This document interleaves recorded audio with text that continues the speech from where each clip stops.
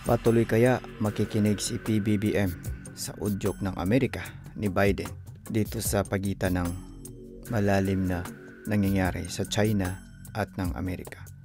Dahil ang nangyayari dito sa sitwasyon na to ay malaking problema to, sapagkat ang Amerika at ang China at ang gusto yatang gagawin ng Amerika na mga site ng kanilang armed forces o kanilang military base ay dito sa Pilipinas, ay yung tinatawag na EDCA.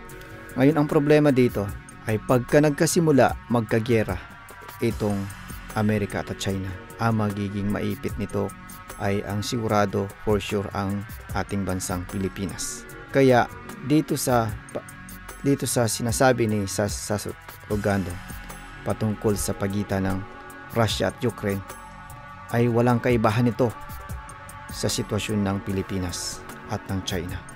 Gagawing proxy ng Amerika ang Pilipinas laban sa China. So, malaking problema to dahil kapag hindi makikinig ang ating Pangulo na si PBBM sa payo ng ilang mga eksperto katulad ditong si Sasot Rogando, ay marahil ay hindi malayong magiging pangalawang Ukraine at Russia ang Pilipinas. At ang maglalaban dito ay ang Amerika at ang China, at magiging proxy nito ay ang ating bansang Pilipinas. Kaya bago natin sisimulan itong pakikinig dito kay Sasot Rogando, ay huwag kayong makalimot mag-subscribe, mag-like at mag-share, at pakihit ang all notification bell para maging updated kayo ng video aking i-upload patungkol sa issue ng ating minamahal na bansa. Hello, magandang umaga po sa inyong lahat. Ito po si Sas Rogando Sasot, ang inyong favorite American colony traitor, Indio. Magandang umaga po sa inyong lahat. At kamusta po kayo? Nasaan na po ba kayo sa buhay? Just me, kamusta na ang inyong mga weekends? I hope that you had a good Friday, mga friendship. Ayan. So, na tayo ngayon? Sa mas malaking issue na tayo, natapos na nating gisahin ang mga maliliit na isda. Pupunta na po tayo ngayon sa mas malaking isda. Nakakaloka. Nakakaloka yung mga basahang vloggers ni Marcos, na? Kung ano-anong pinaggagawa. Pero kamusta lahat? Oy, may taga-Mexico dito na Pilipinas. Parang ngayon lang ako nakakita ng taga-Mexico. Oh, hello sa mga nasa Myanmar na Pilipino. I hope to visit Myanmar someday. Meron akong kaklase na taga-Myanmar. So, I've heard a lot of good things. Maganda raw ang Myanmar. Hello sa mga nasa Melbourne, nasa Singapore. Ayan. So, at ang mga seaman natin nasa Cayman Island. Hi, Shion. Pwede ba dyan mag-off? Pag may politician, pag may Filipino politician na nag-open ng offshore account dyan sa Cayman Island, timbrehan mo ako. Hi, Homer. Hello sa mga nasa Singapore, Melbourne. Ang dami yung taga-Melbourne. Hello sa mga nasa Dammam, Saudi. Hello sa mga nasa Aurora, Colorado. Hello sa mga nasa Hacienda de Luisita. Diyos mio. Teyatan. Lalagyan ko na ng buod yung Teyatan. Oh. Alam nyo guys, kapag ang tao sobra ang gamit ng filter. Kasi makikita mo naman na sobrang gamit ng filter eh. Una, wala ka makikitang picture niya with other people. And then second, ayun na nga, hindi nagkukwento tungkol sa kanyang buhay. Walang parents, walang brothers and sisters, ganyan, walang friends, 'di ba? Outside vlogging, meron yang tinatago. Garantisado yan, mga friends. Oo. Kasi, Diyos me, yung mga binabato nila sa akin ngayon, ginawa na yan, lahat yung binabato nila, recycled yan ng ginawa ng mga yellow sa akin. Noong panahon ni Duterte. The only difference is, itong mga yellows, at least they still had some decency within them na hindi nila babuyin yung nanay ko. Ginamit nila yung nanay ko against me kasi nga yung nanay ko is anti-Duterte noon. But other than that, hindi naman nila binalahura yung nanay ko. So, that's fine. Pero ito talaga, Lord Almighty. So, hello sa mga nasa UAE, nasa Santa Cruz, Laguna, nasa Bukidnon, nasa Thailand. Diba, ano sila can you imagine, 9 months nila ako straight. Hello, Daryl. 9 months straight nila akong tinira-tira. Every day. Like, sobrang baboy, no? And then, ngayon lang naman ako rumesbak sa kanila. Pero, pasensyahan na lang. Diba? Kasi ako guys, mahaba ang pasensya ko. As in, mahaba ang PC ko. Pero pag naputol ang PC ko, sisiguraduhin wala akong ititira. So, pag hindi ako mahaba ang tolerance ko sa pag binabalahura ako. So, pero pag tumodo na alam mo yun na, pinagbigyan ka na ng napakahabang panahon, ayaw mong pantumigil. Sabi nga nila, di ba? Deep waters, still waters, silent waters, run deep. So, ayan na. So, dito tayo ngayon sa mas seryosong issue, no? Kilala niyo ba si Lukashenko? Kung hindi niyo po kilala si Lukashenko, bibigyan ko lang kayo ng maliit na background. Si Lukashenko po ay ang presidente ng Belarus, diyan po yan sa Europe, no? Sa north ng Ukraine. Ngayon may lumabas na balita. Si Lukashenko, papakita ko lang yung itsura ni Lukashenko. Ito yung itsura ni Lukashenko. Ang dumi ng laptop ko, Diyos mio. Pagpasensyahan niyo na yung laptop ko, kayong umarte. Zelensky, ayan o. Yan si Lukashenko. Ngayon, may lumabas na balita. Si Lukashenko, nagbigay pala siya daw ng advice sa Ukraine, kay Zelensky. Ang sabi kinikritisa si Zelensky. Sabi ni Lukashenko, si Zelensky daw is preparing to run away somewhere with money. Kasi nga, di ba, ang dami na binibigay ng pera ng United States sa Ukraine. Mga 100, about several $100 billion. So imagine several $100 billion, di ba? Sabi ni Gabriel Lopez, Misa, sana bumalik na tayo sa main issue na liquidation by certification. Gabriel, nakabreak po kasi ngayon ng Kongreso, November 15 pa. So, mahaba pang panahon na hintayin natin, no? Pero babalikan natin yan. Naku, babalikan natin tong issue ng liquidation na walang resibo. Kahit 2025 election, hindi na to dapat magpatuloy, no? Anyway, balik tayo kay Lukashenko. Ngayon, sabi ni Lukashenko, si Zelensky raw is preparing to run away with so much money. Okay. Kung hindi po kayo nakaka-follow na ngayon ng Ukraine, kasi nawala na ang Ukraine, di ba? Nawala na ang Ukraine halos sa news. Syempre, tuloy-tuloy pa rin yung labanan. And recently, yung ex-German chancellor, yung leader ng Germany, nag-release siya ng information na ito pa lang si Zelensky. Last year pa, March 2022. Imagine guys, sa March 2022, nung nag-uumpisa pa lang to, gusto nang makipagkasundo ni Zelensky sa Russia. So, si Zelensky, gusto niya na makipagkasundo kay Putin na yun na nga na magiging neutral ang Ukraine, tapos magkakaroon sila ng some arrangement about Crimea and Donbass. And pumapayag na yung Russia doon sa offer. Okay? Nung Ukraine side. What happened was, si Zelensky hindi siya makakapag-decide unless merong go signal ng United States. So the United States doesn't want Zelensky to have peace with Russia and other Western countries, like for example, meron din na involved din dyan ang United Kingdom.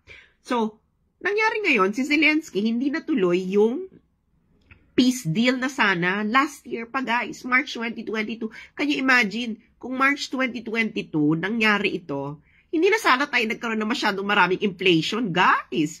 So, nagpatuloy yung gera. So, ngayon, si Lukashenko ng Belarus, sabi niya, nag-advise daw pala siya dito kay Zelensky. Sabi niya kay Zelensky is, ang ano niya is, alam mo, ano daw siya, matanda na, ganyan. So, marami na siyang na-experience sa buhay. Ang sabi niya, huwag kang papasok sa isang ganyang gulo, sa isang reckless na undertaking. Ang sabi niya, ang Amerika, sabi ni Lukashenko, ang Amerika, ang gusto lang niyang gawin is, pag nagkagulo na, aalis na yan, iiwanan ka na dyan. Sabi ni Lukashenko, ito yung pagkasabi ni Lukashenko, you can see what politicians are like there. Ibig sabihin sa Amerika, I look at them as an experienced person and sometimes I want to cry. They don't think about the people. They serve their term, 2 terms, they go, steal something, put it in their pocket, and go somewhere. So, ibig sabihin ni Lukashenko, kasi, sa United States, kasi diba, katulad din sa atin, may election, etc. So, gagawin lang nila, bobula-bulahin yung mga tao, uupo sa kapangyarihan, and then magra-racket, and then we'll go somewhere else. So it's something like in Ukraine as well, 'di ba? Na ganun din yung eksena. And sabi ni Lukashenko kay Zelensky, listen to me, an experienced person who has been working for many years, as soon as some turmoil arises, they will forget about you. Look at what's happening now. Ukraine is moving into the background kasi nga, di ba, may Israel Hamas issue na. So wala ka na sa background, doon na yung focus, di ba? Kaya sabi niya na ang ending nito is Zelensky made a strategic blunder for na nakinig siya sa mga Amerikano. Di ba? Na nakinig siya sa mga Amerikano. So, wala na. Kakalimutan ka na yan pag nagkagulo na. And then, you will be left cleaning the mess. So, ngayon, si Zelensky, anong gagawin niya? Do you really think na si Zelensky is mananatili pa sa Ukraine in the near future? Or do you think na sisibat yan? Or magtatawag na lang ng election? And then, para magkaroon siya ng graceful exit, magpapatalo na lang siya and somebody else will just become the new president of Ukraine. Kasi mahina si Zelensky eh. Hindi niya nakita na pag humaba na hindi niya nakita na ang best option sa kanya yung nangyari ng March 2022. Kasi kung nangyari yon, yung kanyang peace deal with Russia ng March 2022, they could have saved a lot of lives. They could have saved a lot of infrastructure and everything else. Pero ngayon, nakinig siya sa Amerika, kita mo na yun nangyayari ngayon sa Ukraine. Hindi na ngayon makita kung nobody knows how the Ukraine incident would end. At ang masaklap pa dito, mas marami pang na-occupy na Ukrainian land ang Russia. That's not a good deal. So ngayon, sana nakikinig dito yung presidente natin. No? Huwag siyang makinig sa Amerika. The president should look at what's happening in Ukraine right now. Diba?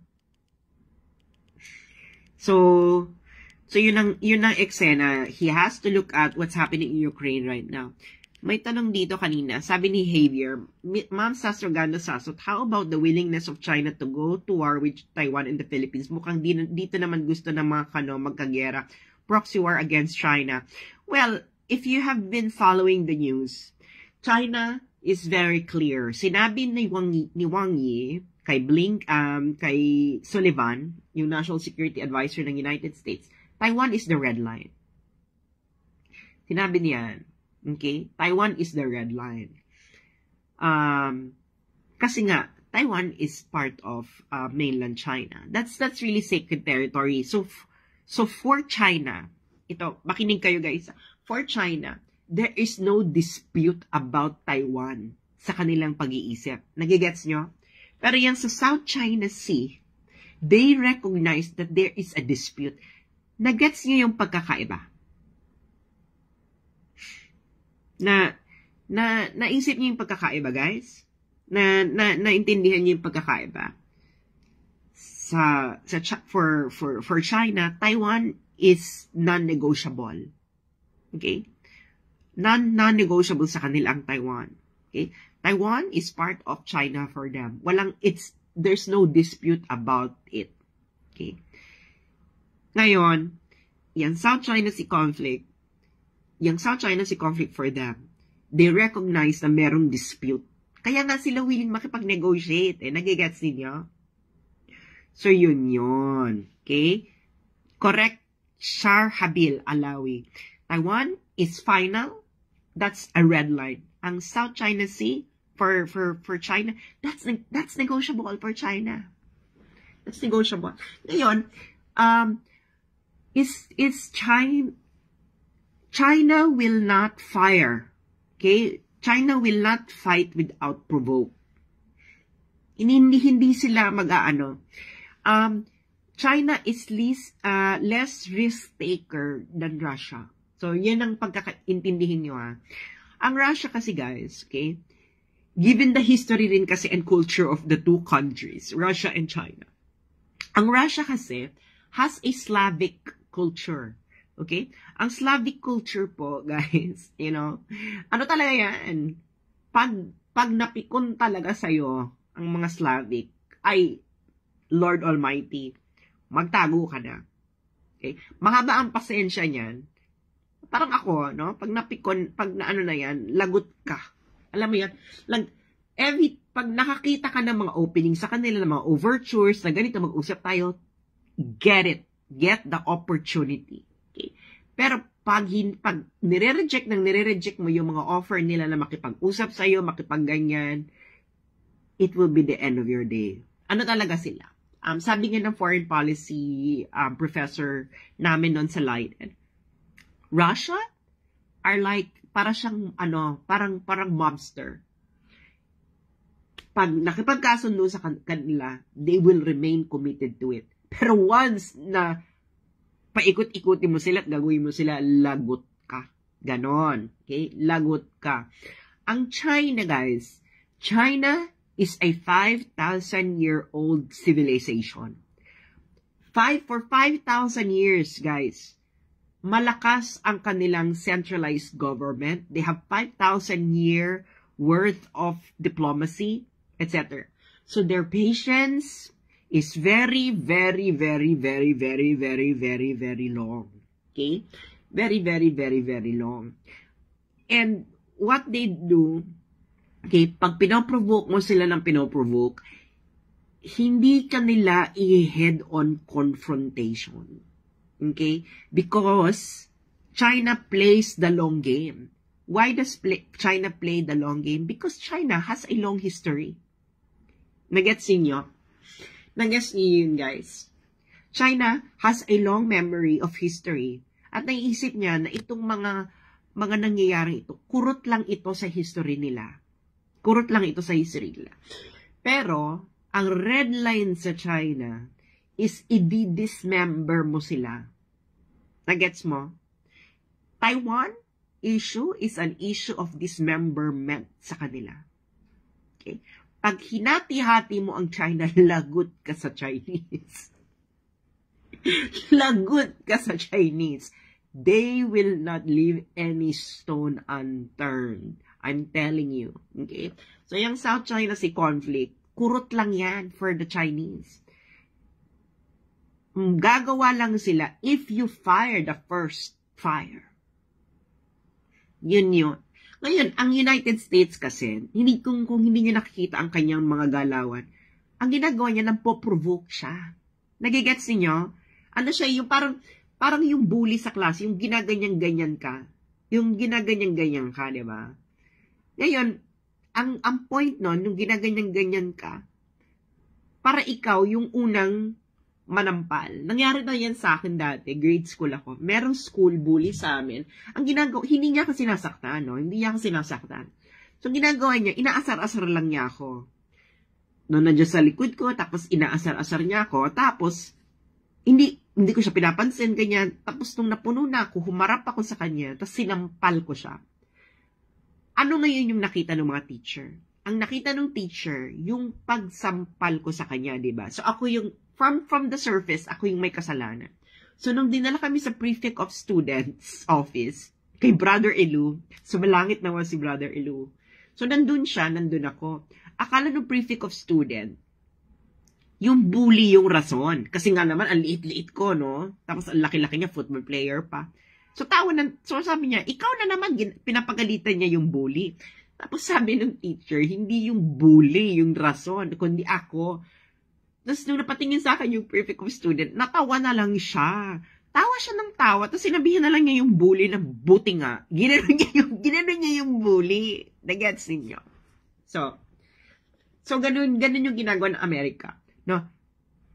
Pinupok-pok niya yung iba't ibang region. Diba? Pinupok niya yung Russia. Pinupok niya yung China. Pinupok itong Israel and Hamas. I'm not really sure how much yung involvement dyan ng United States. For me, my gut feeling is that yung Israel and Palestine issue, it's a curveball. I think hindi ito na-anticipate ng United States na magkakaroon ng Israel-Palestine conflagration or yung ganyang-ganyang incident.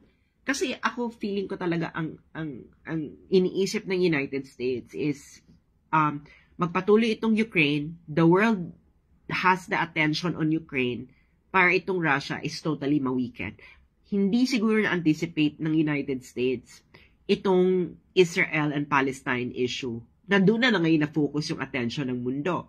So, ngayon, kawawa ang Ukraine. Nagets ninyo? So, ganun yung advice ni Lukashenko kay Zelensky na hindi niya mapipredict yung escalation ng conflict, no? Kaya the first instance na pwede kang makapag-peace, makapag-ayos, take it. Kasi mas mabuti na yan kaysa i-gamble mo yung bansa mo sa isang bagay na wala kang control kung paano mag-escalate. So, ganun yung advice ni Lukashenko kay Zelensky na sana mapakinggan ito ng ating mga liderato. Nagets ninyo? So, sabi ni RA, USA kasi lives on an island. Wala silang disputes with their borders, kaya mahilig. Correct. Yan ang sinabi ni Lukashenko rin. So, United States is so far away, it's big, it doesn't need Ukraine. It doesn't need the Philippines as well. So, ang gusto lang talaga ng United States is to steer trouble. Kasi magaling silang mag-fish ng opportunities when there is trouble. Nagets niyo? Look at Iraq. They destroyed Iraq. Pero at the same time, ang daming kumita doon sa pag-destroy nila ng Iraq. 'Di ba? Maraming opportunities na nabigay yung Iraq War for the Americans. So, ganoon din dito sa Pilipinas, no? Ang sa South China Sea, okay, or West Philippines, whatever you call it, ang nangyayari kasi dyan, they keep on poking the dragon. Okay? They want China to do something drastic. Like, fire the first gunshot. But the thing is, China will never do that. China will never do that. Yun ang sabihin ko sa inyo. China will never do that. It's impossible that China will fire the first shot.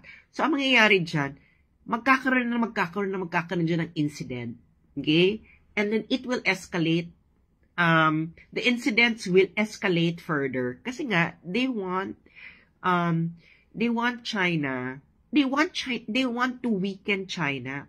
Kasi guys, if you're going to look at what's going on right now in the world, China has the strongest position. Why? Para ma-resolve mo ang Ukraine and Russia, sinong kailangan mo? China.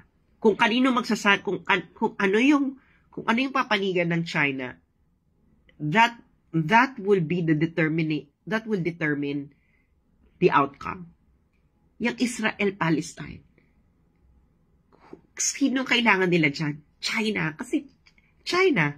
So ngayon, China is in a very strong position right now. You know, strategically. Kailangan ma-weaken yung China kasi nga, guys, ang ginagawa lang ng China ngayon, I'm just gonna give you some information, no? Yung nangyayari ngayon dito sa loob ng China. Ang nangyayari kasi sa China ngayon, they don't really care about what's going on outside the world. Kasi ang focus ngayon nila dito is to rectify, okay? To rectify Chinese society. Kasi nga, Xi Jinping, when he became president in 2000, when did he become president? 2012, 2013. Okay, early 2010s. Okay. 2012 ba? Let me just verify. Okay. So when on his road to power, it was si Xi Jinping. Okay. Kailan ba ito naging presidente? 2013. Okay? So, remember, nagkaroon ng dramatic rise in China, no? From 1978 hanggang ngayon. But, ano ang kaakibat ng pag-unlad at ng modernization at pagyaman ng ekonomiya? Corruption. Corruption and decadence. So, ang nangyayari kasi is like the party, the Communist Party of China, meron silang reflection na ginawa on what's going on in the Chinese society. So, ang lumalabas is that they see that lumala yung corruption. Malala talaga ang corruption. Guys, I'm telling you, yan yung number one problem ngayon ng China na sinusolusyonan ni Xi Jinping. Kasi hindi ito binabalita sa Pilipinas. I don't think that the Philippine media is actually reporting what's going on inside China. So, matindi ang corruption. And then second is yung decadence. I don't know, guys, if you know what decadence is. Ito yung moral degradation. Of course, corruption is moral degradation. Na parang people are living more for pleasure. Nagets ninyo? That's decadence. Okay? Nawawala na yung sense of social solidarity. Yung parang you are only living for yourself and for pleasure. That's decadence, no? The more napapunta din yung society, the more the society becomes decadent. So, ang focus ngayon ng China is internal. And they want, kaya ngayon grabe ang anti-corruption drive. Can you imagine, since 2013 na umupo si Xi Jinping, hindi pa, parang ang na-prosecute na 2 million. Can you imagine 2 million government workers. 2 million. At hindi lang to sa mababa, hindi lang to sa mababang mga government workers. Recently, yung kanilang defense minister was removed because of wala pang conviction na corruption, ha. Natanggal. Ganun katindi up to the highest level. Ang maganda kasi, they selected Xi Jinping kasi Xi Jinping, ang tinagurian nilang Mr. Clean, wala talaga siyang record of corruption. Have you seen? Kasi kung meron yung si Xi Jinping record of corruption, kahit yung mga the United States would have already used it against Xi Jinping. But Xi Jinping has no record of corruption. Kaya nga siya umangat. Xi Jinping used to be a mayor, okay, in Xiamen.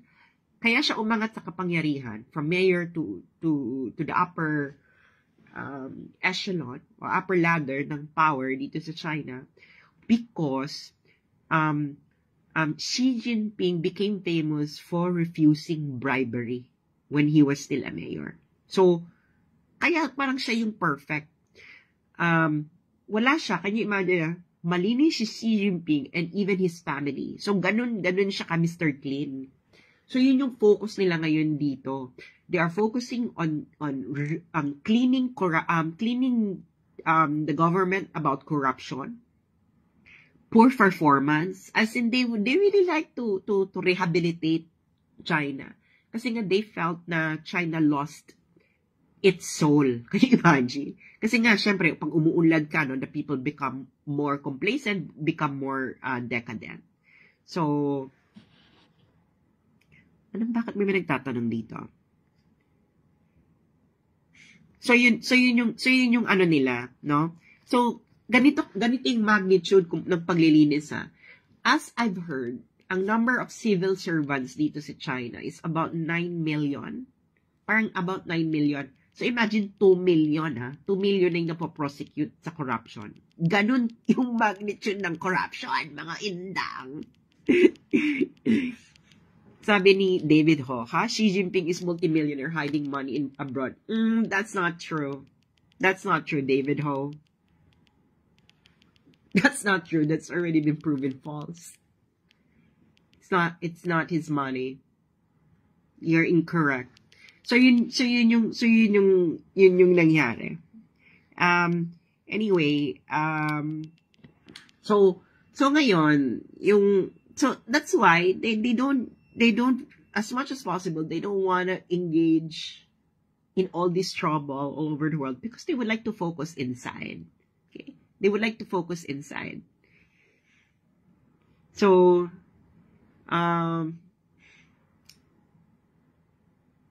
anyway, ibaban kita, Eliseo. So ganun yung nangyari. So there is a war on corruption going on inside. So now, yung sa South China Sea conflict, okay, yung sa South China Sea conflict, it's negotiable for them. Taiwan is non-negotiable. So ganun yung separation nila. So now, of course, the United States has a strategic rivalry against China. And they would like to weaken China militarily. But I don't think that they would be able to do it. Ngayon, kung magkaroon ng gera, it will be because of the instigation of the Americans. Yan sa South China Sea. Kaya nga, it will be like Ukraine. Diba? Sino ba nag-instigate? Sino bang bumuyo sa Ukraine na lumaban ka? Diba? Sino ang nag-encourage sa Ukraine na lumaban siya? It's the West. It's the United States and United Kingdom and some other countries in the West. Gusto na ni Zelensky makipag-peace eh. March 2022, pinigilan siya. Ngayon, ano nangyari dun sa decision na yon? Diba? What's happening right now sa Ukraine? So, ganon sana sa Pilipinas, no? Pag-isipan nila what is best for the future of the Philippines. Diba? Kasi yung Ukraine, the leadership didn't think about the future of Ukraine. Now, you look at the Ukraine. Do you think Ukraine has a good future? Diba? So, ayun lang. I'm gonna answer some question. Sabi ni Sane Tupas, Mrs. I think gusto din ni Xi Jinping i-keep yung traits and culture at di napapadala sa Western civilization. Yes, that's what part of the plan.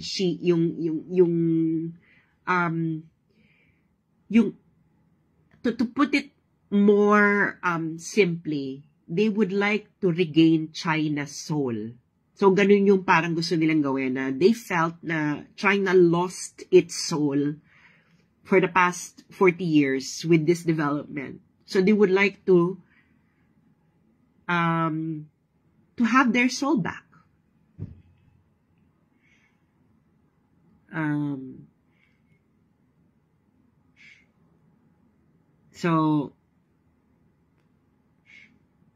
So ayun na nga. Anyway, guys, I hope that you learned something from this live. So, okay.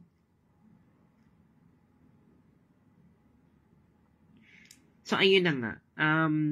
Internal cleansing ngayon sa China. Super internal cleansing. Like, corrupt. Grabe yung investigation, yung pag-usig sa mga corrupt officials. So ayun lang. Maraming salamat, guys. At ako ay magtatanghalian na. Actually, brunch. And thank you. Ay, may tanong si Rita Burns. Japan's integrity is intact. The problem with Japan, guys, is the same problem that Japan faced in the previous century. 20th century. Japan doesn't have enough natural resources and its population is actually dwindling down and aging. So Japan has no choice but to it needs resources. Okay, it's very resource poor country. It needs resources outside. So I think Japan has to be intelligent in how it would approach the 21st century. It cannot do what it did in the 20th century. When it was lacking resources. Anyway, thank you so much, guys, and I hope that you would have a good Saturday. At yun, napakinggan natin at napanood ang analisa ni Sasot Rogando sa nangyayari ngayon sa pagitan ng mainit na bangayan ng Pilipinas, Amerika at ng China. Kung ano magiging status ng Pilipinas pagdating sa pag ito ay nasimulan ang sindi ng digmaan sa pagitan ng Amerika at ng China. Okay, so bago natin tapos itong aking video, please naman huwag makalimut mag-subscribe, mag-like at mag-share at pakihit ang all notification bell para may update kayo lagi sa anumang aking i-upload patungkol sa ating inang bayad na mga makabagong issue. Maraming salamat.